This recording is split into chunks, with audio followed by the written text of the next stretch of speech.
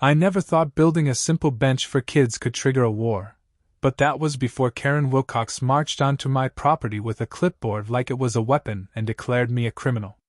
It started last fall, just as the rains rolled in. My kids, Ethan and Lily, came home soaked more often than not, shoes squelching with every step. I watched from the window one morning as they stood under the gray sky at the corner of my yard, huddled with a few others while the bus ran 10 minutes late.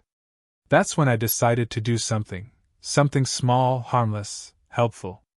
I built a modest wooden bench with a roof, just enough to keep the rain off their heads. I painted it in the exact shade approved in the HOA handbook. I even added a drainage path to keep water from pooling. No neon colors, no flashing lights, just a clean, sensible solution that made the kids smile for once. The neighborhood noticed. A few parents stopped by to say thank you. One mom added cushions. Someone else left a little plastic container with spare umbrellas. For a day, it felt like the community actually appreciated something practical. Then Karen showed up. I was drinking coffee when her knock rattled the front door like a SWAT raid. She stood there like she owned the zip code, hair so stiff it probably had its own HOA clause, lips curved into a smile that didn't reach her eyes. "Mr. Thompson," she said, voice dipped in fake sugar. "I've received reports of an unauthorized structure." She tapped her pen against the clipboard like a countdown to impact. I explained calmly that it was just a bench to keep the kids dry, reminded her I'd used the approved pallet, and pointed out that it wasn't blocking anyone or anything. "The approval process exists for a reason," she snapped, handing me a violation notice. $200 fine. Already assessed. My offense? Building something useful for children. "It's a liability issue," she added, like sheltering kids from rain was some kind of threat to national security. I stared at the paper, trying not to laugh at how insane it was. I didn't tear it down. Instead, I filed a formal request to the HOA.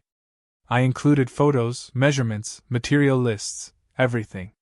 Meanwhile, the parents rallied. They were glad someone had finally done something the HOA never cared enough to handle. The neighborhood started treating the bench like a little community project. Someone added rubber matting for muddy boots. Another parent left a box of tissues and hand warmers. 3 days later, Karen returned, this time with reinforcements.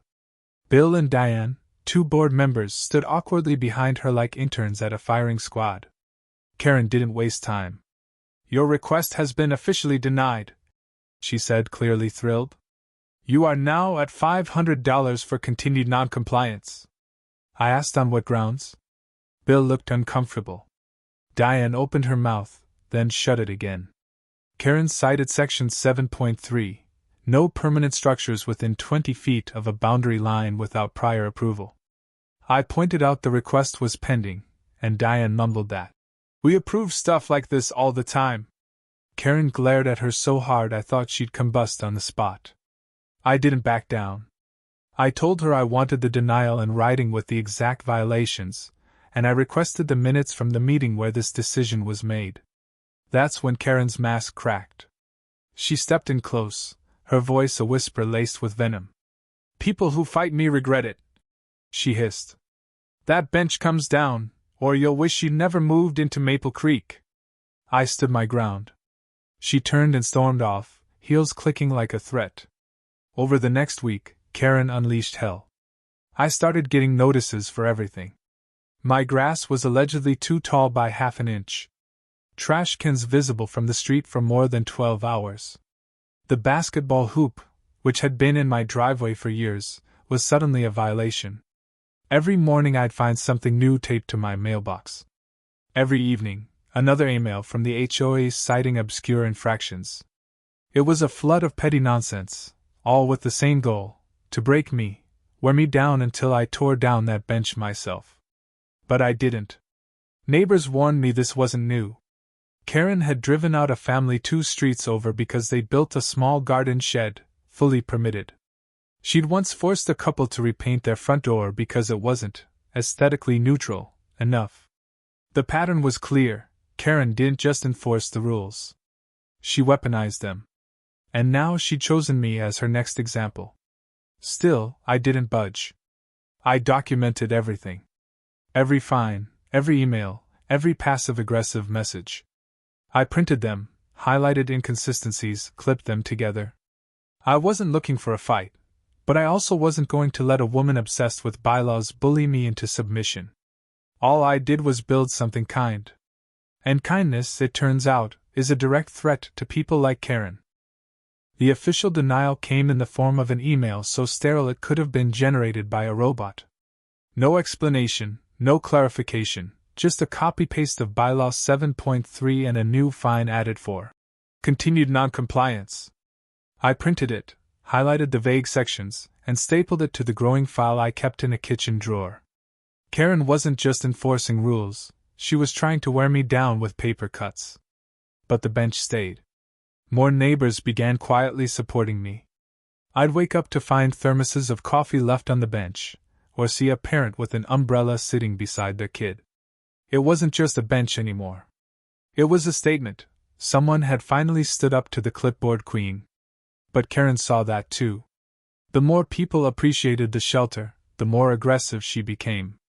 One morning I opened the mailbox to find a new citation, this time for improper lawn edging. Another claimed unauthorized basketball equipment visible from public street. I'd had that hoop since the day we moved in. She was digging.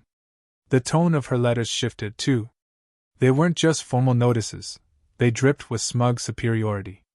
One actually ended with, "Perhaps next time you'll remember to follow the proper procedures." Signed in blue ink with a looping K. Bill and Diane remained silent.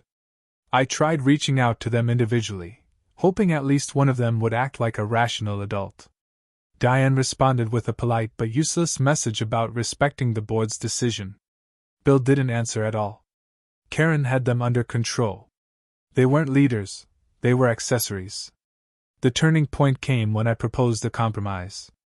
I offered to move the bench back 5 more feet and reinforce the structure.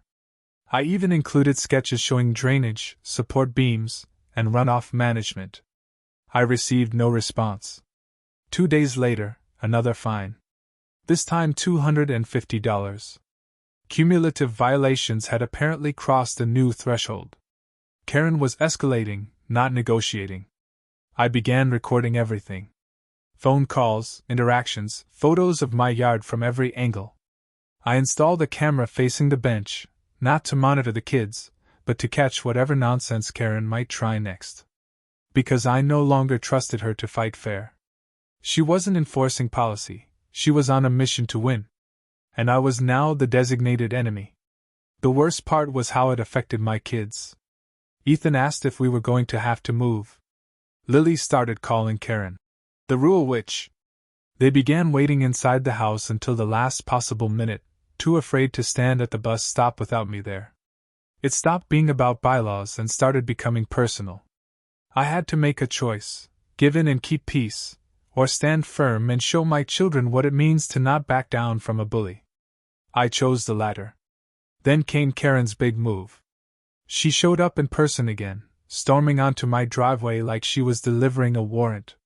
She waved a new fine in my face and said flatly, "The structure is now considered a violation of community uniformity standards."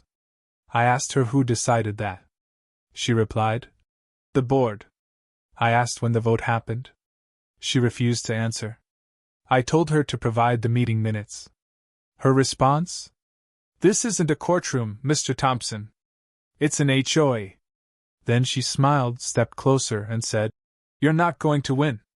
People like you think they're above the rules until we remind them they're not." I looked her in the eye and said, "I'm not above anything. I'm just not under you." She left without another word, but I knew that wasn't the end of it. That afternoon, another notice arrived, this one claiming my mailbox was 2 inches taller than the neighborhood standard. The pettiness had become pathological. I wasn't even angry anymore. I was stunned. Then something changed. Other neighbors began speaking up. A few emailed me stories. One had been fined for putting wind chimes on their porch. Another was cited for having a decorative but unauthorized welcome mat. All of it traced back to Karen. They weren't surprised by what she was doing to me. They were just relieved it wasn't them. Until now, everyone had been afraid to say something. But now they saw someone fighting back. I organized a small meeting, not formal, just coffee and folding chairs in my garage. 10 people showed up. Then 15. Then 22. They brought documentation. Photos. Emails. Citations. Bill and Diane were invited but didn't attend. That night, we compiled everything into a folder labeled HOA Abuse, Maple Creek. I submitted the entire document anonymously to the local council as well as to the county education office. Not out of spite, but because Karen had crossed a line that was no longer about fences or flowers or benches. It was about how far one person could bend the rules to serve their own control. The next morning, I got a call from someone unexpected. A man who introduced himself as Dr. Robert Chambers, Superintendent of the county school district. He had received the file and had questions. He asked if the shelter was on public or private land. I explained it straddled the corner of my property and the HOA's landscaping border.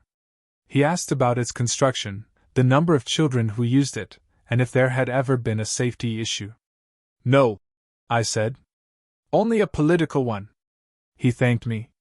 That was all. I had no idea he planned to visit in person. It was raining again. The kids had already gathered under the bench shelter, talking, laughing, oblivious to how close everything was to boiling over. I stood with my coffee, watching from the front steps. Ethan and Lily were dry, smiling, waiting for the bus like normal kids should. And then her black SUV pulled up like a storm in motion. Karen stepped out with fury in her eyes and a rolled-up stack of papers in her fist. She didn't bother knocking this time. She marched straight across the sidewalk toward the shelter, high-end yoga pants soaked instantly in the rain she pretended to care so much about avoiding. "This ends now," she shouted. The kids froze. Her voice cut through the air like an alarm. "This structure is coming down today. It's an unauthorized eyesore and a liability." I dropped the coffee and walked down the path, placing myself between her and the bench. "Karen," I said quietly, "these are children waiting for a school bus. Let's not do this here." But she was past hearing. "Move aside," she snapped, trying to push past me. "I've arranged for a removal team to come by. These children need to stop using it immediately." The kids looked scared. Ethan held Lily's hand. One boy clutched his backpack like a shield. Karen reached past me, grabbing the nearest child by the elbow and trying to pull him away from the bench. "Out. Everyone out. This is not safe. This is not authorized. Get out." I stepped fully in front of her, voice low but absolute. "Stop touching the children, Karen. You've crossed a line." She looked at me like I'd just insulted her bloodline. "I am the HOA president," she shrieked. "These rules exist for a reason, and I will not have my authority undermined by your illegal construction." Her voice rose with each word. She wasn't even looking at the kids anymore. It was all about control. About being challenged. About losing. She pointed at the children like they were criminals. "They're trespassing. They shouldn't be here. They're on the edge of your property. They're waiting for a school bus," I said, rain soaking through my shirt. "In the rain. On public easement. This is insane." That's when I noticed the car across the street. A dark sedan with a man inside, watching everything with calm, calculating stillness. I didn't recognize him, but I could tell by the posture, he wasn't just a passerby. Karen followed my eyes and tensed up. Her shouting grew more frantic. "You're making this worse for yourself, you know that? This shelter is illegal. These kids are going to get hurt. And when that happens, it's on you." She lunged again, trying to pull a girl by her backpack strap. The child whimpered and recoiled. That's when the man got out of the car. He walked across the street calmly, holding a folder in one hand and an umbrella in the other. Karen didn't notice him until he was almost beside her. He cleared his throat. "Excuse me," he said, voice professional and steady. I'm Dr. Robert Chambers, Superintendent of the County School District. May I ask what exactly is happening here? Karen's face drained of color so fast it was like someone flipped a switch. She turned, her voice snapping back into that full professional tone. Dr. Chambers! What a surprise! I'm Karen Wilcox, president of the Maple Creek HOA. This structure, this bench, was built without authorization, and it may pose a safety hazard. I was simply ensuring the children vacated the area for their own well-being. Dr. Chambers looked at her without blinking. And that concern for safety includes physically pulling children into the rain, shouting at them, and creating a scene they'll remember for the rest of the week? Karen stammered. You don't understand. The liability issues. I understand liability very well. He cut in. In fact, I've been observing for several minutes now. What I saw was a group of children staying dry under a stable, rain-resistant structure. And I saw you attempting to forcibly remove them while screaming threats at their parent. She opened her mouth, but nothing came out. He pulled a card from his folder and handed it to her. We'll need the contact information of your entire HOA board. I intend to follow up on this incident and ensure student welfare is not compromised in this neighborhood again. Karen took the card with trembling hands. She nodded, but it was the empty kind, the motion of someone who just realized they've lost, and lost publicly. Behind her, the school bus turned the corner. The children rushed to board, wet but protected until the last moment. The driver shot Karen a glare before closing the door behind the last student. Dr. Chambers turned to me next. Thank you for providing this shelter. Too many stops lack even the most basic protection. Would you mind if our facilities team came by later this week to inspect the structure? We may want to replicate it across the district. Of course, I said, barely believing what I was hearing. Karen remained planted in the rain, clutching the superintendent's card like it was a grenade with the pin pulled. She didn't say another word. Didn't argue. Didn't threaten. She just stood there, soaked, stunned, and silent. For the first time since this all started, I felt the balance shift. It wasn't about benches anymore. It was about accountability. And Karen, for once, didn't have the power to stop it. 2 days later, an emergency HOA meeting was called. The notice came with no agenda, no context, just the time and location, likely Karen's last attempt to regain control before the fallout could spread any further. But this time, the neighborhood showed up in full.